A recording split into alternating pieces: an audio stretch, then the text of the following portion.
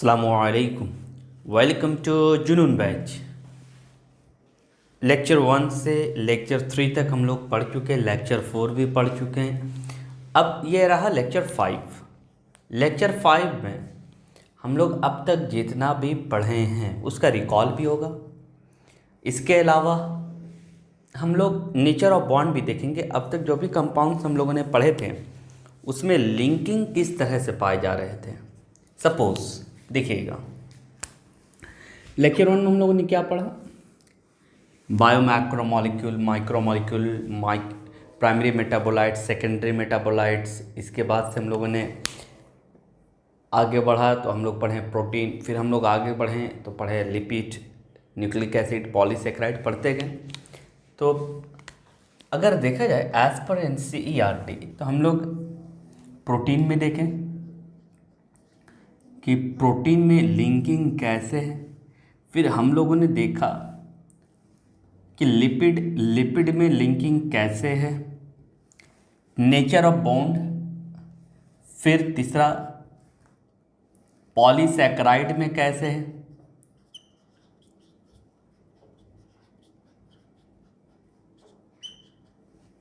फिर चौथा nucleic acid में नेचर ऑफ बॉन्ड कैसे है।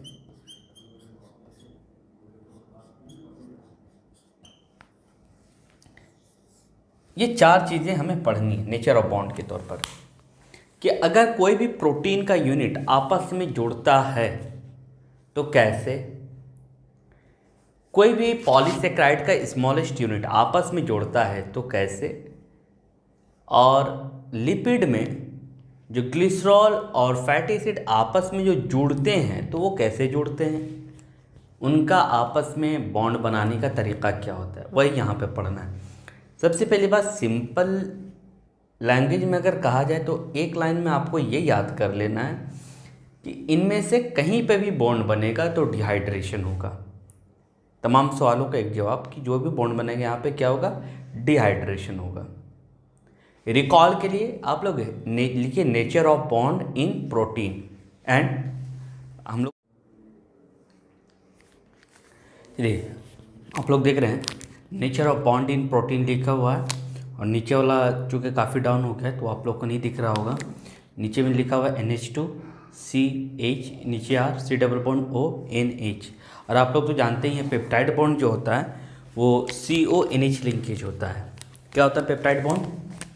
पेप्टाइड बॉन्ड होता है, पेप्टाइड बॉन्ड का जो लिंकेज हम लोग लिखते हैं इन शॉर्ट वो होता है ये क्या, C double bond ONH। Clear? ये पेप्टाइड लिंकेज कहलाता है।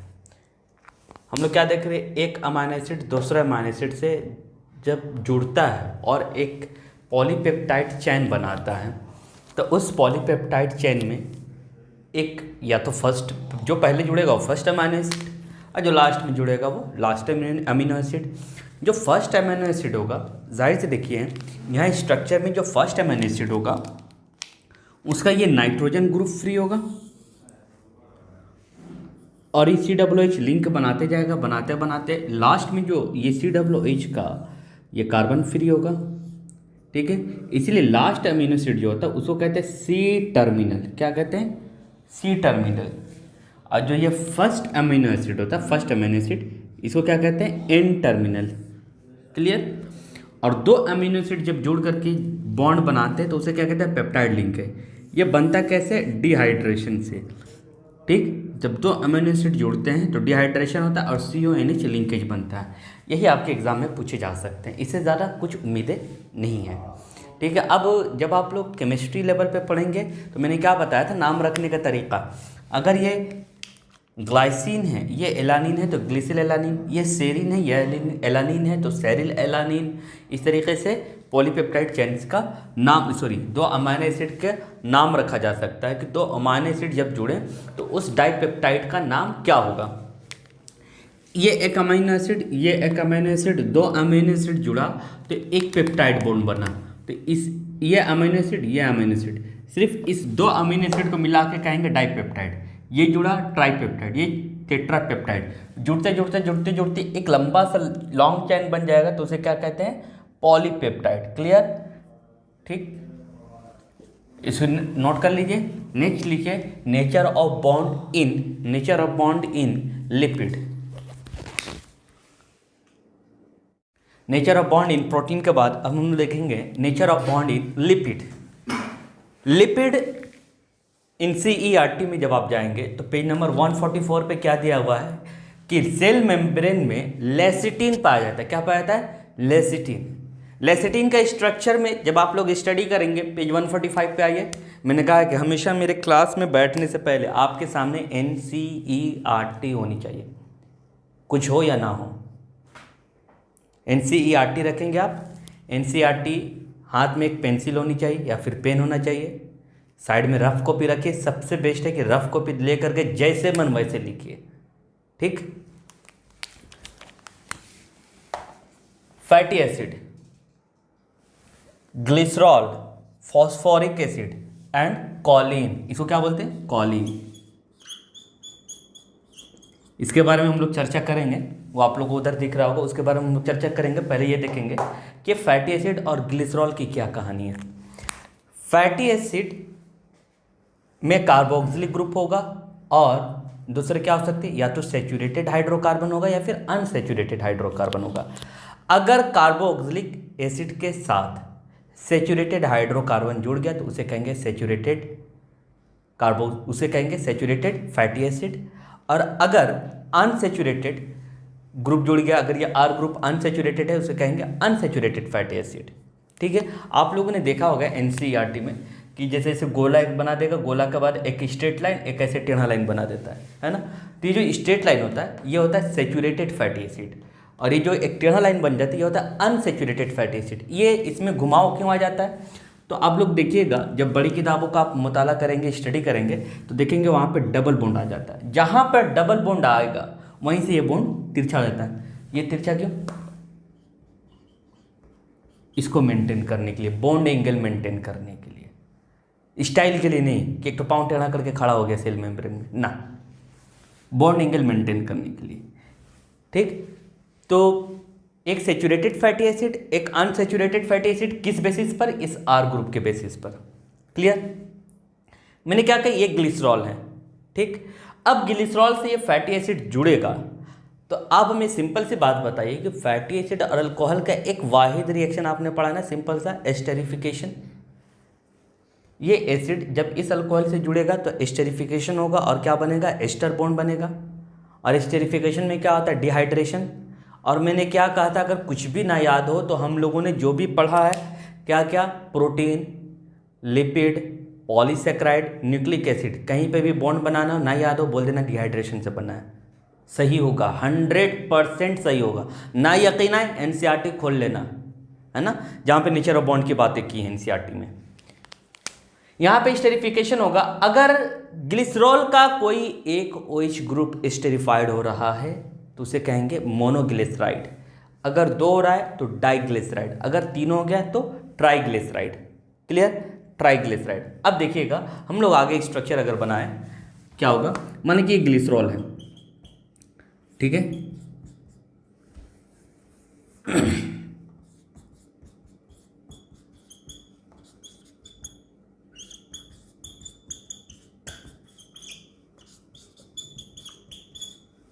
अब देखिए ये डाइग्लिसराइड हो गया। डाइग्लिसराइड में अब हम क्या जोड़ेंगे कि लेसिटिन बन जाए। तो आप NCERT को अगर प्रॉपर तरीके से देखेंगे तो देखिएगा वहां पर फॉस्फोरिक एसिड जुड़ा हुआ है। थर्ड कार्बन में क्या जुड़ा हुआ है, फॉस्फोरिक एसिड। यानी कि फॉस्फोरिक एसिड जब जुड़ेगा तो यहाँ से डिहाइड्रेशन होगा, कोई भी एक OH ग्रुप जुड़ेगा और यहाँ से डिहाइड्रेशन होगा, यहाँ से फिर फर्दर एक बॉन्ड बनेगा,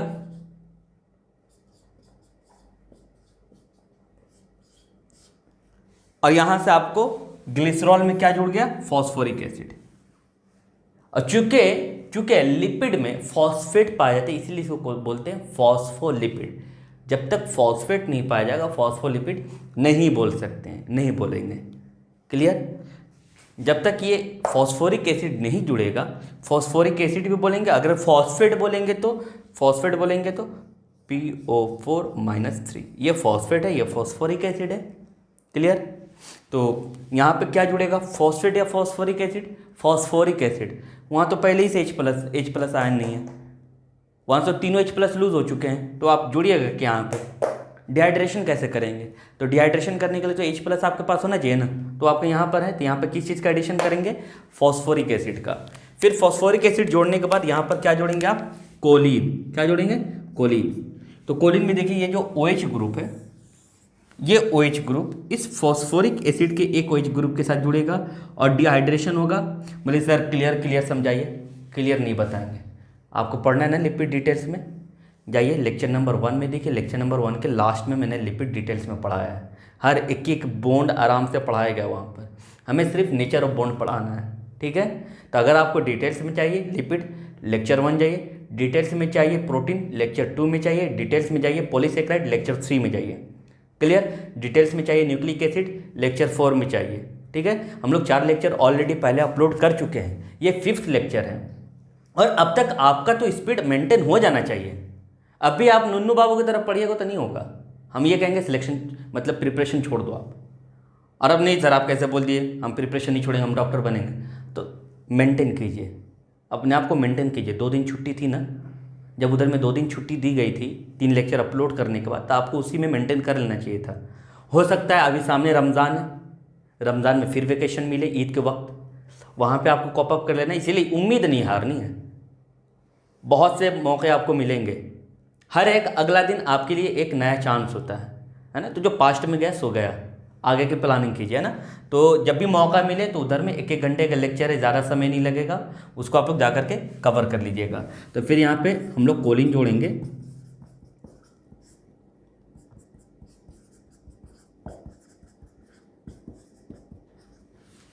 ठीक है, कोलिन जुड़ गया। इसी को क्या बोलते हैं, लैसिटीन। क्या बोलते हैं, लैसिटीन। यही पाया जाता है आपके सेल मेम्ब्रेन में। अभी बताइए यहाँ पर ये जो बॉन्ड बना, यहाँ पर ये जो बॉन्ड बना, और यहाँ पर ये जो बॉन्ड बना, इस हर एक जगह डिहाइड्रेशन होगा। अब समझिएगा, बहुत प्यारा सवाल जो पूछ दिया, तो वहाँ पे आपको कैलकुलेशन करने की ज़रूरत नहीं है। यहाँ पे एक bond banana 1 mole of water, यहाँ पे एक bond banana 1 mole of water, यहाँ पे 1 मोल ऑफ वाटर, यहाँ पे 1 मोल ऑफ वाटर। लेसिटीन के फॉर्मेशन के वक्त कितने मोल ऑफ वाटर रिलीज होंगे, ये क्वेश्चन पूछ सकता है। अब तक तो नहीं आया है, पिछले 30 साल का क्वेश्चन आप उठा दीजिए, क्वेश्चन नहीं पूछा गया, पूछ दे तो। इसलिए कि NCERT में जब आप जाइएगा, नेचर ऑफ बॉन्ड जब पढ़िएगा, नेचर ऑफ बॉन्ड लिंकिंग, तो वहाँ पर बोला है, हर एक लाइन के बाद बोला डिहाइड्रेशन होगा, हर एक लाइन के बाद बोला डिहाइड्रेशन होगा। तो ये भी तो पूछ सकता है ना कि कितने मोल ऑफ वाटर रिलीज होंगे, है ना। बोल दिया कि डाइग्लिसराइड बना, कितने मोल ऑफ वाटर निकलेंगे, तो बोलेंगे कि पहला OH एक फैटी एसिड के साथ कनेक्ट हुआ, एक एस्टर बॉन्ड बना, 1 मोल ऑफ वाटर, दूसरा 2 मोल ऑफ वाटर, तीसरा तो 3 मोल ऑफ वाटर। हम बोलेंगे यहाँ पे 2 मोल ऑफ वाटर, इसके साथ फॉस्फोरिक एसिड जुड़ा 3 मोल ऑफ वाटर, आगे कोलिन जुड़ गया तो 4 मोल ऑफ वाटर। ये कुछ भी नहीं बोलेगा, बोलेगा लेसिटीन बना। लेसिटीन में कौन कौन से ग्रुप प्रेजेंट है, fatty acid, glycerol, phosphoric acid and lecithin. Lecithin कहाँ पाया जाता है, सेल मेम्ब्रेन में पाया जाता है। लेसिटीन का नेचर कैसा होता है, लिपिड नेचर होता है। आ रही बात समझ में। तो ये हम लोग हर एक इंडिविजुअल ग्रुप का नेचर पढ़ लिए, नेचर ऑफ बॉन्ड पढ़ लिए, इसकी तफसीली गुफ्तगू आप लोग जाकर के लेक्चर 1 में देखेंगे। इसको नोट कीजिए, उसके बाद से हम लोग पढ़ेंगे nature of bond in polysaccharide. Okay, इसको नोट कीजिए जल्दी से।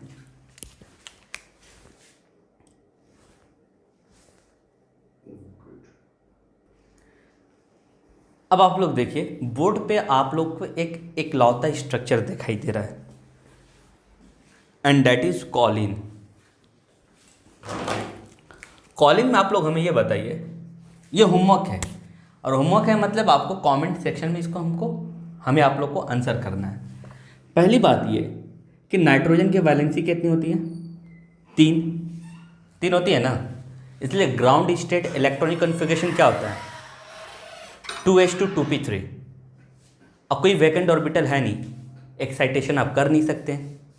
अब एक्साइटेशन होगा नहीं, यानी कि उसकी मैक्सिमम कोवैलेंसी कितनी है, जितने नंबर ऑफ अनपेयर्ड इलेक्ट्रॉन है, यानी कि p सबशेल में कितने नंबर ऑफ अनपेयर्ड इलेक्ट्रॉन है, 3। और कोई वैकेंट डी ऑर्बिटल है नहीं, तो एक्साइटेशन होगा नहीं, यानी कि covalency of nitrogen is 3। 3 bond बनाया, ठीक है साहब, 3 बॉन्ड। सर ये 4 बॉन्ड आप क्या के लिए बना दिया, हम नहीं बनाया है, एनसीईआरटी में बना करके दिया हुआ था। लेकिन केमिस्ट्री के लेवल पर हम लोग यहाँ पे क्या फर्दर बातें कर सकते हैं, है ना, वो हम लोग देखते हैं। पहली बात ये कि हो सकता है कि नाइट्रोजन के ऊपर प्लस और इस नाइट्रोजन से जुड़े इनमें से किसी भी एक कार्बन के ऊपर नेगेटिव चार्ज आ जाए। हम ये नहीं स्पेसिफाई करें कि इसके ऊपर नेगेटिव चार्ज, बात याद रहे। इस पे भी आ सकता है, इस पे भी आ सकता है, इस पे भी आ सकता है, किसी पे भी आ सकता है, स्पेसिफाई नहीं कर रहे। हम ये कह रहे हैं कि इस पे प्लस, इस पे भी माइनस आ जाए तो न्यूट्रल होगा, इस पे भी, इस पे भी, इस पे भी। हम ये मान लेते हैं किसी भी एक कार्बन पे नेगेटिव चार्ज आए, न्यूट्रल हो गया, ठीक है।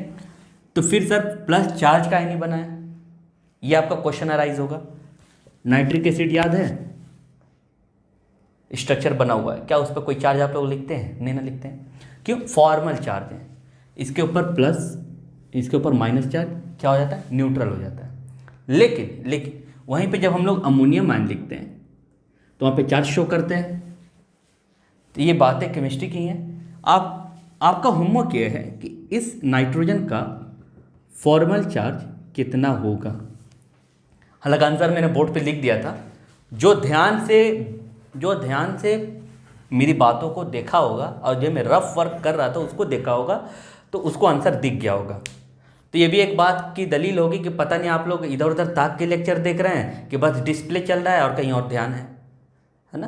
तो इसका आंसर आप लोग करना है कि कोलिन में नाइट्रोजन का फॉर्मल चार्ज कितना होगा, पहली बात।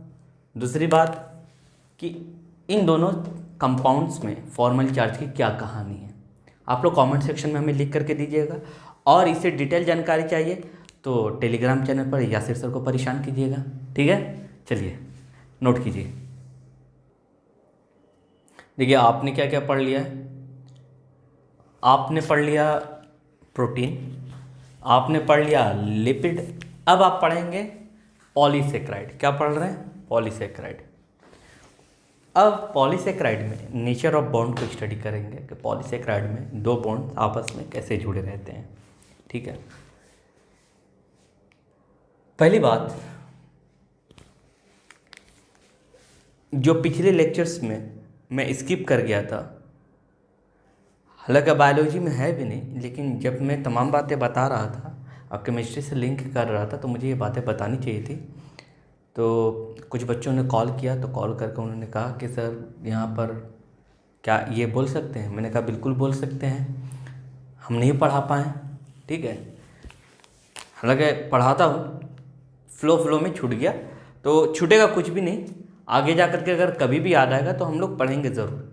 शर्मिंदगी ज़रा सा भी नहीं है करनी है कि वहाँ पे ये छूट गया। हालांकि कोशिश पूरी ये रहती है कि टॉपिक ना छूटे।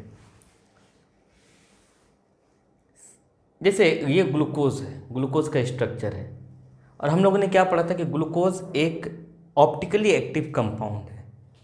तो अगर ग्लूकोज के सेकंड कार्बन पर ऑप्टिकल रोटेशन आए, ग्लूकोज के सेकंड कार्बन पर अगर ऑप्टिकल रोटेशन आए तो उसका कौन सा ऑप्टिकल आइसोमर बनेगा बताइए? तो मैनोस।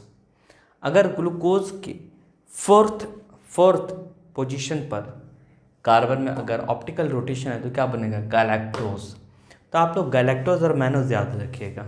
एक सिंपल सा लॉजिक बता रहा है, हालांकि लॉजिक की कोई बात है नहीं, बस याद रखने के लिए। हम लोग क्या पढ़ते हैं? A for Apple, B for ball पढ़ते हैं ना। यहाँ पर ऐसे क्या पढ़ना है? G फोर यानी कि फोर्थ कार्बन हम लोग पढ़ेंगे ना। तो गैलेक्टोज G से होता है ना, और ये क्या है? ग्लूकोज। तो G कार्बन की, ग्लूकोज के फोर्थ कार्बन यानी कि G फोर्थ कार्बन यानी कि ग्लूकोज के फोर्थ कार्बन पे चेंजिंग लाएंगे तो क्या बनेगा? तो हम बोलेंगे G फॉर गैलेक्टोज। तो सेकंड वाला ऑटोमेटिकली आपको याद रहना चाहिए मैनोस। हालांकि ऐसा है न्यूमोनिक्स वगैरह की कोई ज़रूरत नहीं होनी चाहिए, सिंपल सी बात है। फिर भी हर एक का अपना अपना अंदाज, जिसको जैसे याद हो जाए, है ना। हर एक बच्चों का जहन या फिर हर एक स्टूडेंट्स का जहन या ब्रेन जो इंटेलेक्चुअलिटी है इक्वल नहीं होती है। ठीक है, डाइसैकेराइड किसे कहते हैं? ऐसा शुगर जिसको हाइड्रोलाइज किया जाए तो ऑन हाइड्रोलिसिस वो शुगर 2 यूनिट्स प्रोड्यूस करे, किसके? मोनोमर्स के, यानी कि मोनोसेकेराइड्स के। ऐसा कोई शुगर जिसको अगर हम हाइड्रोलिसिस कर रहे हैं तो मोनोसेकेराइड्स के 2 यूनिट मिल रहा है, उसे क्या कहते हैं, डाइसेकेराइड। ठीक, तो हम बोले सुक्रोज, तो सुक्रोज का जब हाइड्रोलिसिस करते हैं तो हमें मिलता है ग्लूकोज और मिलता है फ्रुक्टोज एज अ यूनिट।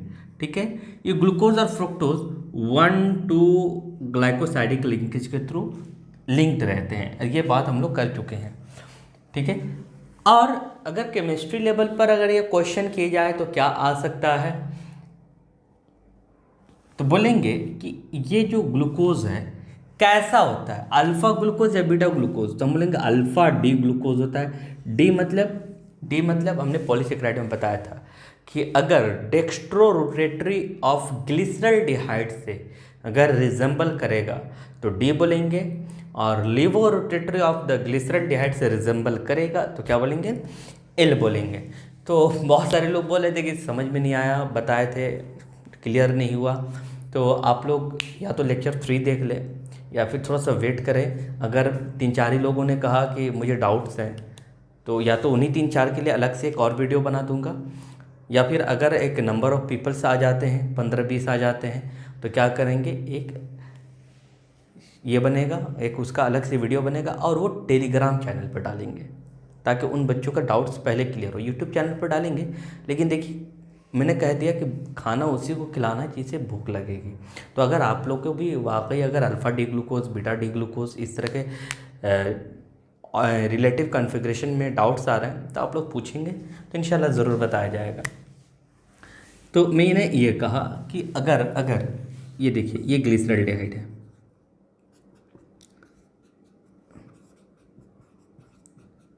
ये क्या है, ग्लिसरॉल्डिहाइड, और इधर ये OH है ना, तो इसको कहते हैं डेक्स्ट्रोरोटेटरी। क्या कहते हैं, डेक्स्ट्रोरोटेटरी। और इसके तरह अगर कोई ग्लूकोज रिजेंबल करता है तो उसको कहते हैं डी ग्लूकोज। ये जो कैपिटल डी और कैपिटल एल है ये रिलेटिव कॉन्फ़िगरेशन है। फिलहाल के लिए इतना ही समझिए, और डिटेल जाना है तो लेक्चर नंबर 3 आप लोग देखिए, है ना। तो ये है अल्फ़ा डी ग्लूकोज और ये beta D fructose gives 2 unit of glucose, यानी कि माल्टोज का जब हाइड्रोलिसिस करेंगे तो सिर्फ हमें ग्लूकोज ही मिलेगा। ठीक है, 2 यूनिट्स ऑफ द ग्लूकोज मिलेंगे। ठीक है, और ये कैसे ज्वाइंट रहते हैं, 1,4 ग्लाइकोसाइडिक लिंकेज के थ्रू ज्वाइंट रहते हैं। Both glucose are alpha D glucose, जैसे हमने कहा एक अल्फा डी ग्लूकोज है, एक बीटा डी फ्रुक्टोज है। इसमें ये दोनों ग्लूकोज जो इसमें प्रोड्यूस होंगे वो ग्लूकोज कैसे होंगे, नेचर में अल्फा ग्लूकोज होंगे। ठीक है, lactose on hydrolysis gives beta D glucose and beta D fructose। ठीक है, इसमें क्या पाया था, 1,4 ग्लाइकोसाइडिक लिंकेज। ठीक है, अब एक क्वेश्चन है मेरा, देखो 1,4 ग्लाइकोसाइडिक लिंकेज या तो ऐसे हो सकता है, मान लीजिए कि ये ग्लूकोज है अगर,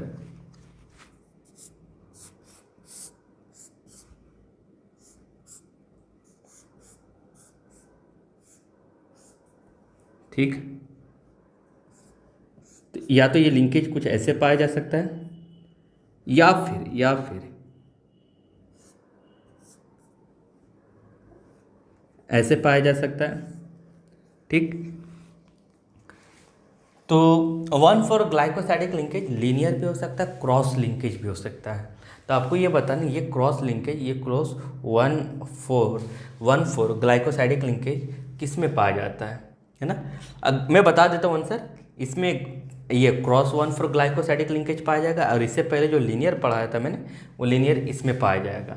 कैसे होगा ये आप लोग केमिस्ट्री NCERT पढ़ेंगे, पेज नंबर 410 और उससे आगे पीछे 12 वगैरह होगा कुछ, तो देखिएगा तो आपको पता चल जाएगा। तो सुक्रोज, माल्टोज और लैक्टोज, ठीक है, और इनमें कैसा नेचर पाया था बॉन्ड का, तो हम क्या बोले, ग्लाइकोसाइडिक लिंकेज। ये कौन सा बॉन्ड होगा, ग्लाइकोसाइडिक लिंकेज। और यहाँ पे भी क्या होता है, डिहाइड्रेशन होता है। क्लियर, अब हम लोग पढ़ेंगे न्यूक्लिक एसिड। चलिए, nature of bond in nucleic acid. देखिए अभी ये लेक्चर 5 है और लेक्चर 4 में ही आप लोग न्यूक्लिक एसिड पढ़े हैं, तो ज़्यादा वक्त नहीं लगा, तो इसमें आप लोग हमें सपोर्ट करेंगे। ठीक है, मार्कर ले लेते हैं, आप लोग सपोर्ट कीजिएगा, जहाँ जहाँ भूलेंगे आप लोग बताइएगा। ठीक है, अच्छा मैं आप ही लोग से पूछ रहा होता हूँ, एक बच्ची पूछ रही थी कि सर कोई आपके क्लासरूम में बैठा रहता है? कोई नहीं बैठा रहता है, हम होते हैं और ये कैमरा होता है, और हम ये एज्यूम कर लेते हैं कि जो बच्चे पढ़ रहे हैं वो प्रेजेंट हैं।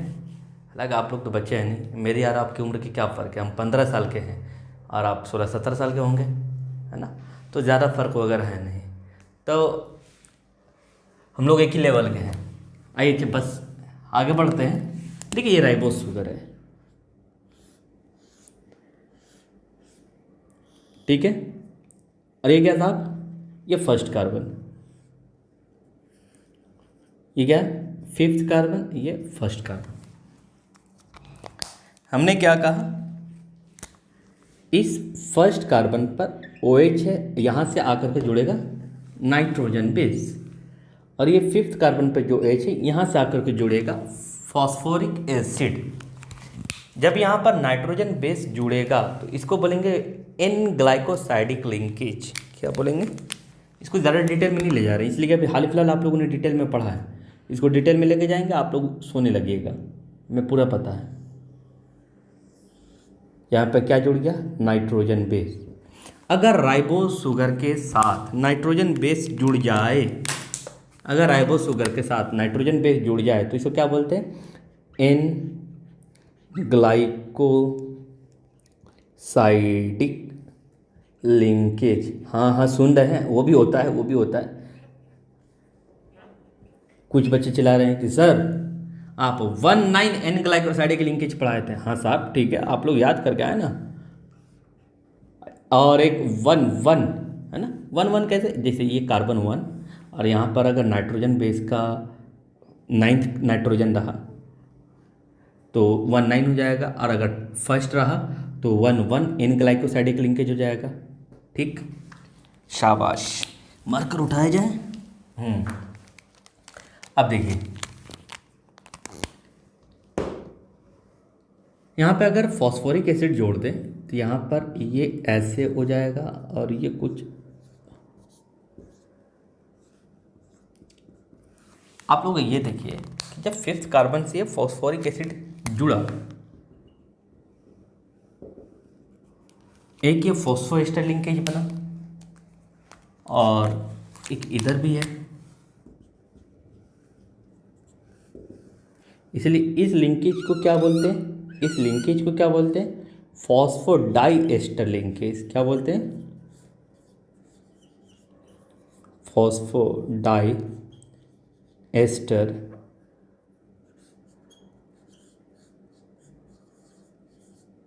लिंकेज। क्या बोलते हैं, फॉस्फोडाइएस्टर लिंकेज। क्लियर। अब देखिए साहब, ये राइबोस शुगर, ये फॉस्फोरिक एसिड, ये नाइट्रोजन, यही तो होते हैं और कुछ होता है। ये क्या बन गया, न्यूक्लियोटाइड। अब ये बताइएगा ये न्यूक्लियोसाइड में क्या लिंकेज पाया जाएगा, तो न्यूक्लियोसाइड में ये पाया जाएगा, और न्यूक्लियोटाइड में क्या पाया जाएगा, तो न्यूक्लियोटाइड में ये भी पाया जाएगा और ये भी पाया जाएगा। डाई न्यूक्लियोटाइड में क्या पाया जाएगा, डाई न्यूक्लियोटाइड में ये भी होगा, ये भी होगा, और जो दूसरा जुड़ेगा यहाँ से थर्ड, और फिर फॉस्फेट का फिफ्थ से वो भी होगा। ठीक है, तो अभी हम लोग एक टेबल बनाएंगे, उस टेबल में पूरा अब तक जितना पढ़े हैं नेचर ऑफ बॉन्ड सब समराइज हो जाएगा, तो समराइज करके आप लोग तैयार कर लेंगे। ओके,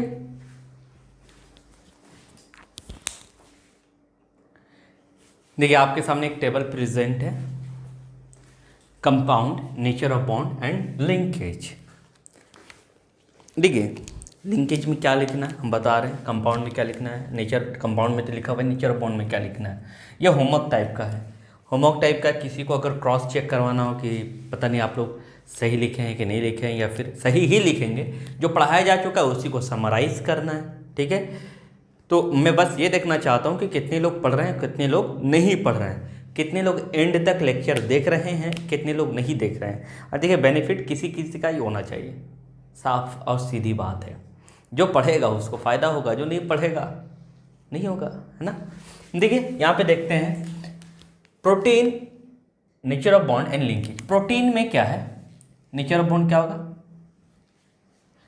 तो देखिए कोवैलेंट बॉन्ड बनता है, कोवैलेंट बॉन्ड लिखेंगे, पेप्टाइड बॉन्ड लिखेंगे, कोवैलेंट बॉन्ड ब्रैकेट में लिखेंगे, पेप्टाइड बॉन्ड यहाँ लिख देंगे, पेप्टाइड लिंकेज। ठीक है, और पेप्टाइड लिंकेज का बस ऐसे सिंबल यहाँ पे दे देंगे, COONH, यहाँ नीचे लिखिए H, CONH ऐसे बताया था ना, ये हो गया लिंकेज का सिंबल।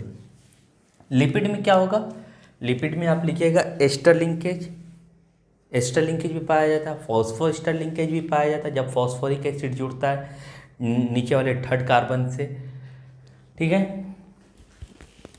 इसके अलावा पॉलीसेक्राइड में आइएगा तो पॉलीसेक्राइड में आपको अलग अलग टेबल बना लेना है, स्टार्च का अलग से लिखना है, ग्लाइकोजन का अलग से लिखना है, सेलुलोज का अलग से लिखना है, जिस तरीके से मैंने थर्ड लेक्चर में अलग अलग से करके पढ़ाया है, ठीक है।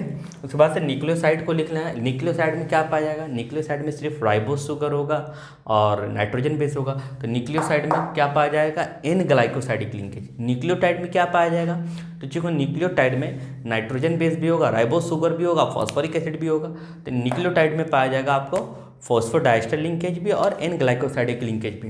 न्यूक्लिक एसिड में क्या पाया जाएगा, इन दोनों से एक बॉन्ड एक्स्ट्रा पाया जाएगा। इसमें क्या होगा, न्यूक्लिक एसिड में जब दो न्यूक्लियोटाइड रिपीटेड यूनिट के साथ जुड़ते जाएंगे तब क्या बनेगा, पॉलीन्यूक्लियोटाइड, और वही क्या कहलाता है, न्यूक्लिक एसिड। तो जो डाई न्यूक्लियोटाइड हम लोगों ने जोड़ा था 3 और 5 कार्बन के थ्रू, तो वहाँ पर इस न्यूक्लिक एसिड में वो एक एक्स्ट्रा लिंकेज मिलेगा, यानी कि N glycosidic linkage, phosphodiester linkage and 3,5 phosphodiester linkage. ये 3 लिंकेज मिलेंगे आपको किसमें, न्यूक्लिक एसिड में, और ये प्रोटीन से लेकर न्यूक्लिक एसिड तक समराइज आपका तैयार हो गया, समरी तैयार है। नेक्स्ट लेक्चर में पढ़ेंगे कि किसी भी बॉडी का लिविंग स्टेट का मतलब क्या है, मेटाबॉलिज्म का मतलब क्या है, और जो सबसे इंटरेस्टिंग और शायद मेरे ख्याल से आप लोग उसी टॉपिक का वेट कर रहे हैं, एंजाइम।